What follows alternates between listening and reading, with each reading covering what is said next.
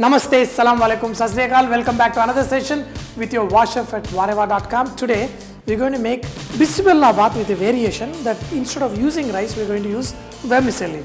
You know, people love different kind of things, especially when you have kids at home. Children want to try different things. We are going to use vermicelli to make this Bisi Bele bath. Why this is very awesome is because of various kinds of vegetables that are used and kids love. Especially in sambar, you add any vegetable, anybody would love to eat them. So we're going to do the same thing by adding a lot of vegetables. First, let us make this masala for this, dry masala. In this, I'm going to add red chillies, coriander seeds. We're going to put in the ding chick and crush it. In this, you can also add whole garam masala, cinnamon, clove and cardamom, the chana dal. Urad dal is optional. To get this awesome flavor, first we're going to dry roast them. If you want, you can also add some peppercorn that gives awesome taste. So slowly dry roast till you get this awesome flavor out. You start getting this nice aroma. In this, we are also going to add some coconut powder. If you don't have fresh coconut, it doesn't matter.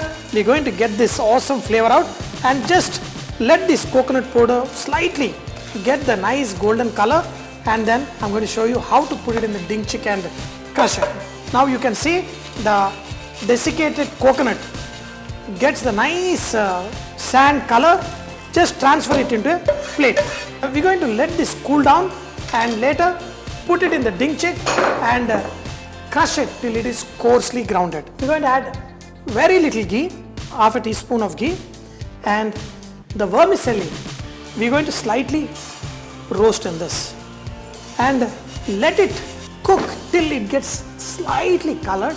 That's when your Semiya Bisi Bele bath will taste really good. Nice aroma, and also this has got slight golden color. I'm going to put it on the side, and now we are going to make our Bisi Bele bath. Now in this, I'm going to add the rest of the ghee. We're going to temper it first. When the ghee is hot, we're going to do the tempering. The mustard seeds. When the mustard seeds crackle, we're going to add cumin seeds, hing, the shallots. To this, we're going to add some curry leaf, little bit of ginger garlic paste. As I told you, we're going to add a lot of ingredients, and all these ingredients are usually available on the kitchen table. Now, we're going to add vegetables. So in this, you can add any kind of vegetables. Even some people add potatoes, and I'm adding pumpkin, brinjal. I just put it in the water, say they don't discolor after cutting. Carrot, beans, puff. You know, this is what makes sambar interesting or sambar sadam interesting, and turmeric into this. Let's saute it, and as you all know, these vegetables become very tasty when cooked in tamarind juice. After sauteing the vegetables for a minute, add tamarind juice. To this, we're going to add water, 1 cup of semiya. How you add for 1 cup of rice, 2 cups. Similarly, we're going to add 3 times, because for a Bisi Bele kind of bath, you want it slightly overcooked, and especially when you're adding semiya, you want it to be more liquidy than dry. The way you add salt to the biryani, that's the way you're going to add it here. Add salt, mix it and taste it. You have to find this water little bit salty like seawater. That's when your whole dish will be tasty. Yeah, perfect with everything, and I'm going to put the lid on and let it cook for 5 minutes. After few minutes, the vegetables are almost 3/4 cooked. Add some tomatoes, tur dal that has been boiled, and add some chopped coriander. Again, bring it to a boil. That's when we're going to add the semiya that we have roasted and kept. We have this masala grounded. Still, you will not be able to get the real awesome flavor what we get because we did not add any masala. All the masala spices, I'm just going to add half of this, not full, little bit. As soon as you add this, you're going to get a nice flavor. Rest of it, we're going to add it at the end.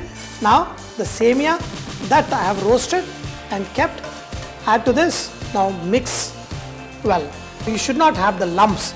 So you're going to mix all of this well. Once again, I'm going to just check the, good. In fact, perfect and lot of flavor, but I'm going to add the rest of this ground masala on top at the end. It has to be slightly liquidy. If you are just serving it right then this consistency is okay. Otherwise, what we do in the hotel, whenever we make the regular rice bisi bele bath or thing, slightly when it gets thickened, we take a little bit of rasam or sambar, pour in it and mix it and then serve it.